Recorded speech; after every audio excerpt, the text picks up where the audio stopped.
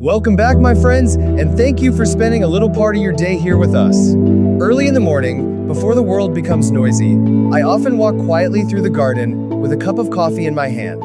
The soil still feels cool from the night air, the leaves move gently in the wind, and in those quiet moments I am reminded of something many experienced gardeners understand very well. Some of the most valuable things for a healthy garden are often the things people throw away every single day without even noticing their true value. Most people finish breakfast, peel a banana, make coffee, rinse rice in the kitchen sink, and never think about those leftovers again.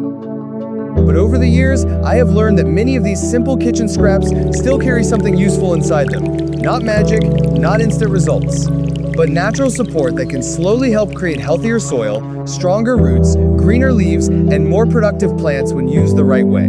At the same time, there is also a problem that very few people talk about online. Many homemade garden recipes are used incorrectly. Some people bury fresh food waste directly into the soil, others use too much at once, and some never remove leftover particles from their liquid mixtures. Little by little, this can create mold, attract insects, or weaken the balance of the soil around the roots. That is why today I want to share a calmer and more reliable approach that focuses not only on feeding plants, but also on protecting the living ecosystem underneath the soil. In this video, I will show you how I personally use banana peels, dried coffee grounds, and gently fermented rice water as part of a simple gardening routine that feels natural and sustainable. These are not miracle fertilizers, and they are not meant to replace a balanced garden completely, but when used carefully and consistently, they can become valuable tools that help support healthier growth over time. If you enjoy peaceful gardening, slow living, and simple natural methods that make everyday life feel a little more grounded, I hope you will subscribe and join our community. Now let us step into the garden together, because some of the most powerful things your plants may ever receive could already be waiting quietly inside your kitchen. One of the first things I learned after years of gardening is that healthy plants usually begin with healthy roots. When roots are weak, the entire plant struggles quietly beneath the surface long before you notice yellow leaves or fewer flowers above the soil. And interestingly, one of the simplest natural ways to gently support root health may already be sitting in your kitchen trash without you realizing it. Banana peels contain potassium along with small amounts of magnesium and other natural minerals that can help support flowering plants when used carefully and consistently. I am not talking about a miracle fertilizer or an overnight transformation. I am talking about creating small, steady improvements that slowly build stronger soil and healthier growing conditions over time. The first step is simple, but it matters more than most people think. After peeling the bananas, I cut the peels into very small pieces instead of leaving them whole. Smaller pieces expose more surface area to the water, allowing minerals to release more gradually and evenly during the soaking process. I usually place the pieces into a clean glass jar and pour in about 2 cups of fresh water. Then I let the mixture rest overnight in a cool, quiet place.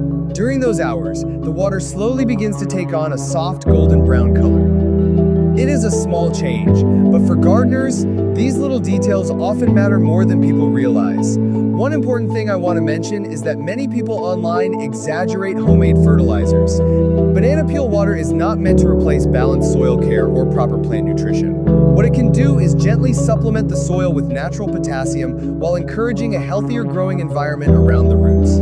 Potassium plays a role in water movement inside plants, supports stronger stems, and can help flowering and fruiting plants maintain steady growth. That is why gardeners often notice improvements in tomatoes, peppers, squash, and flowering plants after using natural potassium sources carefully over time. The next step is extremely important, and honestly, this is where many homemade gardening methods go wrong. Before using the liquid, I always strain it carefully through a fine mesh strainer or a clean cloth to remove every remaining solid particle. Leaving organic debris inside the liquid may create excess moisture around the base of the plant, and over time, that can encourage mold or attract insects. Gardening is not only about feeding plants, it is also about protecting balance.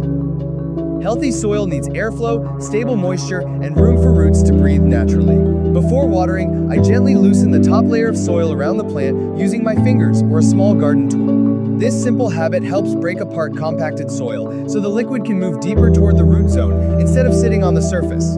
It also allows oxygen to circulate more freely underground, which many gardeners overlook completely. Roots need air just as much as they need water. Then I slowly pour the strained banana peel liquid directly around the loosened soil. I do not soak the plant heavily. A moderate amount once a week is usually enough. Gardening often rewards patience more than intensity. Sometimes people try too many things too quickly, but healthy growth usually comes from steady care repeated over time. One of the most satisfying moments in gardening is walking outside one quiet morning and noticing the first small flower buds beginning to appear where there were none before. A tomato vine that once looked tired begins climbing higher. Pepper plants hold themselves more firmly in the sunlight. Leaves look deeper green after several weeks of consistent care. These changes rarely happen overnight, but they create something even more meaningful. They create trust between the gardener and the garden itself. And there is something deeply calming about knowing that even simple kitchen scraps can return quietly to the earth and become part of new life again. In the next part, I want to show you another overlooked ingredient that many people use every morning without realizing how much it may help support healthy soil naturally. There is another ingredient that quietly disappears into the trash in millions of homes every single morning, and most people never stop to think about what it could still offer back to the garden. Coffee grounds may look ordinary, but beneath that dark color is a mixture of organic material that can help support healthier soil when used with balance and patience. Over the years, I have noticed that some of the healthiest gardens are not always the ones receiving the strongest fertilizers. Often, they are the gardens where the soil itself is alive, loose, breathable, and filled with natural activity beneath the surface. Coffee grounds contain small amounts of nitrogen along with organic matter that can help improve soil texture over time, but this is also where many people make mistakes. One of the biggest misunderstandings online is the idea that if something natural is good, then using more of it must be even better. In reality, too much coffee residue placed directly into the soil can sometimes trap excess moisture or create a dense layer that limits airflow near delicate roots. Gardening has a way of rewarding moderation. Healthy growth rarely comes from extremes. It usually comes from balance repeated consistently over time. Before I use coffee grounds in the garden, I always spread them out and allow them to dry completely first. Fresh, wet grounds can hold too much moisture, especially in humid weather. Once dry, I place about 2 tablespoons into a clean glass jar and add roughly 4 cups of room temperature water. I avoid using hot water because gentle temperatures help preserve the natural balance inside the mixture. Then I stir it slowly and allow it to rest for a full day. During that time, some of the nutrients and organic compounds gradually move into the water, creating a mild liquid that can support soil health without overwhelming the plant. And once again, the filtering process matters more than people realize. After the mixture rests, I strain it carefully to remove all remaining sediment before watering. This helps prevent excess organic buildup near the base of the plant and reduces the chance of mold forming around damp soil. Many people focus only on adding nutrients, but experienced gardeners often pay closer attention to airflow, drainage, and soil structure. Healthy roots need room to breathe quietly underground where nobody can see them. Before using the liquid, I gently loosen the soil around the plant just enough to break apart the hardened surface layer. This simple habit allows water and oxygen to travel deeper into the soil instead of running across the top. It also creates tiny pockets of air underground that support healthy root activity and encourage a more stable growing environment. Good gardening is not about forcing plants to grow faster. It is about creating conditions where healthy growth becomes easier naturally. Then I slowly pour the strained coffee mixture around the loosened soil, using only a moderate amount once each week. Over time, many gardeners notice richer leaf color, stronger stems, and fuller plant growth when the soil begins holding moisture and nutrients more evenly. In some gardens, the natural scent and mild acidity of coffee may also help discourage pests like ants or slugs from gathering too closely around the plants, although balance is still important. The goal is never to overpower the soil. The goal is to support it gently. One thing I have come to appreciate deeply is that gardening teaches patience in a world that constantly asks people to rush. You cannot force a tomato plant to trust the season before it is ready. You cannot demand flowers before roots become strong enough to support them. Healthy gardens usually grow quietly, little by little, through consistent care that almost seems invisible at first. And then one morning, almost unexpectedly, everything begins to look different. Leaves appear darker and healthier. Pepper plants stand taller in the afternoon sun. New growth begins reaching outward where there was once weakness. The soil itself feels softer when touched by hand. These are the moments many gardeners live for, because they remind us that slow, steady care often creates the strongest transformations of all. But there is one more kitchen ingredient I want to show you next. And surprisingly, it may have less to do with feeding the plant directly and more to do with supporting the living world hidden quietly beneath the soil itself. There is one more thing I want to show you today, and interestingly, it may be one of the most overlooked ingredients in an ordinary kitchen. Most people pour it straight down the drain without thinking twice about it, yet many experienced gardeners quietly understand its value. I am talking about rice water. Not heavily fermented mixtures or complicated recipes from the internet, but simple rice water that has been allowed to rest gently for a short period of time before being used carefully in the garden. What makes rice water interesting is not that it acts like a powerful fertilizer. In fact, that is exactly where many people misunderstand natural gardening. Healthy gardens are not built by constantly forcing plants with stronger and stronger feeding methods. Truly healthy gardens are usually supported by something much deeper: the condition of the soil itself, the invisible living world beneath the surface. Rice water contains starches, trace minerals, and organic compounds that may help support microbial activity in the soil when used lightly and responsibly. And over time, healthy microbial activity can help create softer soil, better moisture balance, and a more stable environment around plant roots. Whenever I rinse rice in the kitchen, I save part of the cloudy water in a glass container and let it rest for several hours in a cool place. I do not let it ferment aggressively or develop strong odors. The goal is gentle activity, not decay.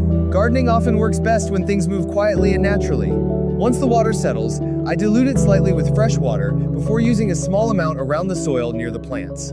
I never soak the roots heavily because balance always matters more than intensity. One of the biggest lessons gardening has taught me is that plants are only one part of the story. Underneath every healthy garden is an entire hidden ecosystem quietly working day and night. Tiny organisms help break down organic matter, move nutrients through the soil, and create the structure roots depend on for healthy growth. When soil becomes too compacted, too dry, or overloaded with chemicals, that balance slowly weakens. But when the soil feels alive again, plants often respond in ways that surprise people naturally. This is also why I believe gardening can become something much deeper than simply growing vegetables or flowers. In many ways, gardening teaches people how to slow down again. Every morning routine becomes quieter. You begin noticing the moisture in the soil, the sound of wind moving through leaves, the small changes in color that happen from one week to the next. And without realizing it, you stop trying to control nature and begin learning how to work alongside it instead. Sometimes the most meaningful transformations happen so slowly that you barely notice them at first. The soil feels softer beneath your hands. The plants seem calmer and stronger in the afternoon heat. Flowers stay open longer. New growth appears where there was once stress and weakness. None of these things feel dramatic in the moment, yet together they create a garden that feels healthier, steadier, and more alive season after season. And that may be the real secret many experienced gardeners eventually discover. A healthy garden is not built from one miracle ingredient.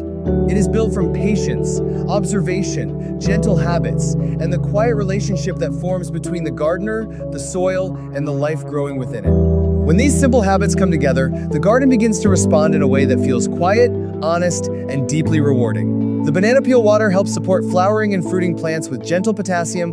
The dried coffee ground tea supports richer soil texture and healthier leaf growth when used with balance. The rice water reminds us that the life beneath the soil matters just as much as the leaves and fruit we see above it. None of these methods need to be dramatic. They simply need to be used with patience, care, and respect for the natural rhythm of the garden. After several weeks, the changes often appear slowly at first. A tomato plant begins holding its blossoms a little better. A pepper plant stands stronger in the afternoon light. New leaves open with a deeper green color. The soil feels softer when you touch it, and water seems to sink in instead of running across the surface. Then one morning, you may notice the first small fruits forming where there were only flowers before. Those small moments are what make gardening so meaningful. To me, the real beauty of this method is not only that it reuses kitchen scraps, it reminds us that nothing in nature is truly wasted when we learn how to return it with care. A banana peel, a spoonful of coffee grounds, or a small jar of rice water can become part of something larger. They can become part of the soil, part of the roots, part of the flowers, and eventually part of the harvest you bring back to your table.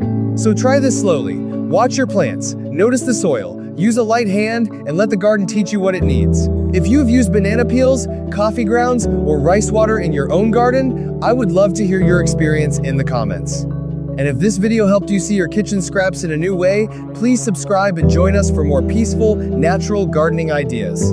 Thank you for spending this time with me in the garden. I hope your plants grow strong, your soil stays alive, and your days feel a little more rooted in the simple beauty of nature.